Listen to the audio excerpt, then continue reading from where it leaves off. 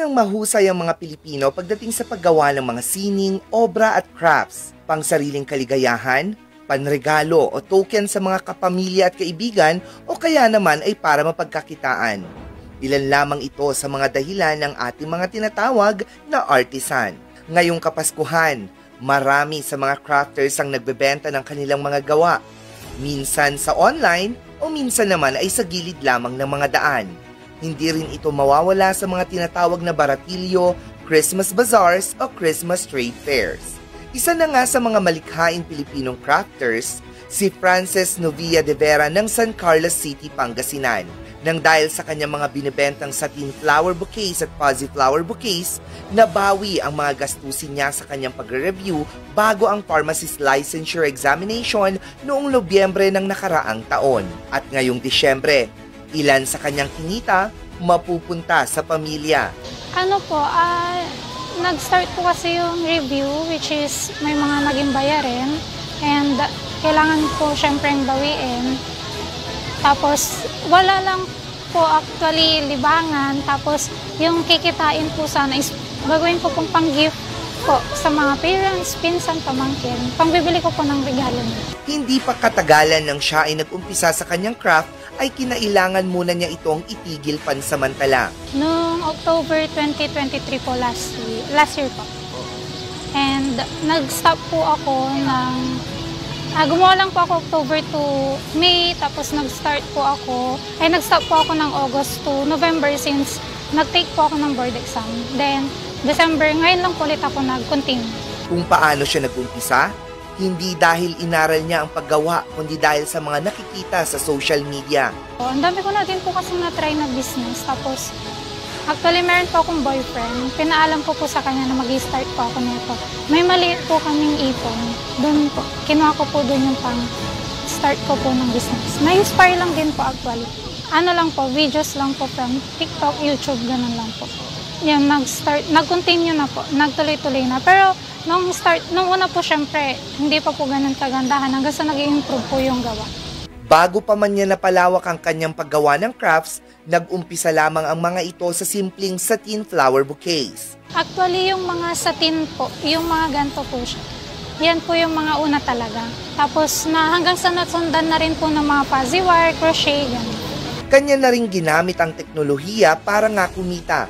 Pero masipag pa rin naman siya sa personal na pagbebenta. But more on online po, may Shopee account, ganun po. Pag ganito po, December, hinayaan po nila maglatag yung mga tao. Then sa February 14 po, Mother's Day, dito lang din po sa gilid. Tapos sa Shopee po, online, may mga umorder po online, ganun. At ang kanyang kitaan? Meron din po kahit pa paano. Nag-start po kami mag-display ng 4 hanggang 9 po. Meron din naman pong nakikita, ay kumikita naman po. Ngunit dahil sa kanyang pagkapasa sa licensure examination for pharmacist, kakailanganin ni Frances na itigil ang kanyang pagbebenta ng kanyang mga produkto, subalit magtutuloy pa rin naman daw ito sa pamamagitan ng kanyang kapatid. As na-assign po or sa Manila po ako mag-work or planning po mag-ibang bansa.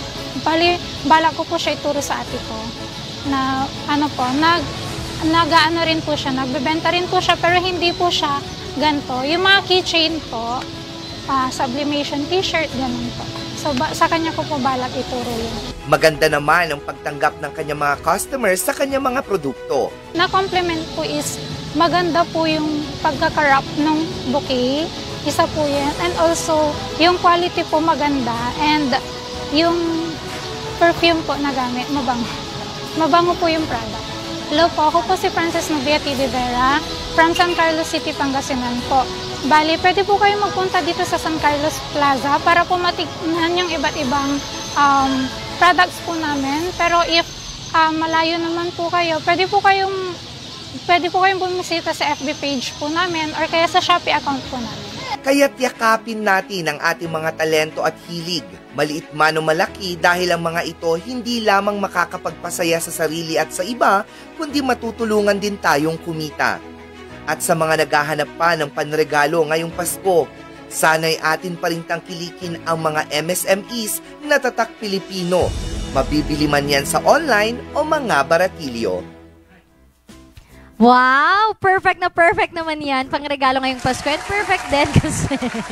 ano yun? Start na pala? Start na pala, no? Nakatulala tayo dun sa negosyo. Natuwa kasi naman ako. Oo. Kasi alam mo, yung sa gilid-gilid, yun yung nakakatuwa ngayong mga Kapaskuhan, may mga baratilyo, Yes. hinahayaan talaga nila yung mga MSMEs na maglatag para makatulong na rin Oo. sa kanilang mga small businesses. Oo, tsaka kaya tayo kapag nakakita tayo, naghahanap tayo ng mga bibilin, bumili tayo dun sa ating mga nakikitang small businesses. Hindi naman masamang bumili sa mga mall, pero diba, iba pa rin. Why not give them a chance to have a happy Bigger Christmas? income. Yes, that they can use to have a better Christmas. Nakakatuwa nga kasi nabili din kami dyan ni Chelsea. Oy. Bumili kami ng bitin-bitin. Doon galing yung binigay ko sa'yo na pabitin. Kaya I like Ramo it. Eterno din. Color. Pretty, no? Nice, no? Yes. Oo, kaya maraming salamat sa yung sipag mo na magbenta hindi lamang sa online, kundi pati na rin sa personal dahil naniniwala nga tayo sa kasabihan na kapag hindi sa personal, online yan. Oh, ano? Alright! Mag-ingat din sa online. Ewan ko sa'yo, nalilito na ako sa'yo, Miss Bea.